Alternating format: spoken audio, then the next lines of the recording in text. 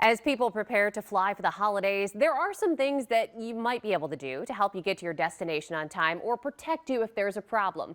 We have Dick Epstein with us today from the Better Business Bureau. Of course, we can't control a canceled flight, right? But are there any hacks when it comes to actually booking your trip? Yes, Christina, there are a couple of tips that we've been trying to suggest to people.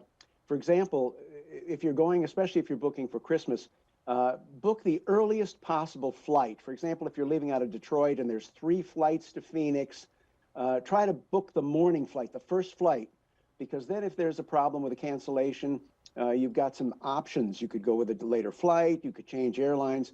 You know, if you're booking a 5 o'clock flight or a 6 o'clock flight, you have very limited options if it gets canceled.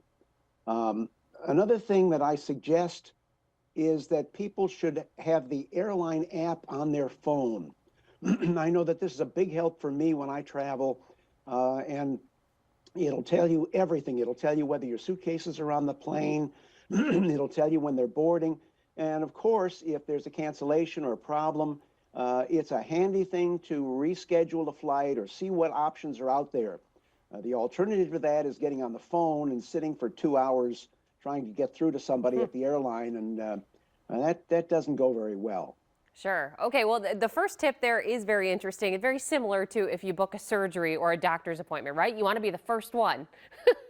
That's right. And, I mean, another important tip is, if possible, if you're changing planes and you're going, some distance, you're going to Phoenix or you're going to, San Diego, try to book through a warm weather airport if you're changing planes. If you're going to change in a plane, change in Atlanta or Dallas where it's warmer. I have personally tried to change planes in the winter in Chicago and Denver and Minneapolis, and it doesn't always go well. They're the places that get socked in with the blizzards, and you end up with a real problem trying to get to your destination. Okay, some good information there. And briefly, Dick, if you have any intel on this one, when it comes to these flight cancellations or delays, you mentioned being on the phone with the airlines. Are there any requirements that the airlines have to fulfill, or can they simply say, hey, your flight's canceled and here's the next one we're able to get you on?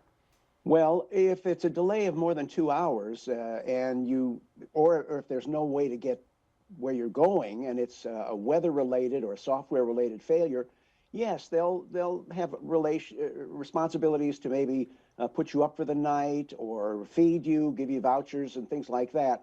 But my experience has been that if I'm spending the night in a strange city, I'll try to find out and make reservations on a hotel right away so that I don't have to spend the night in the airport.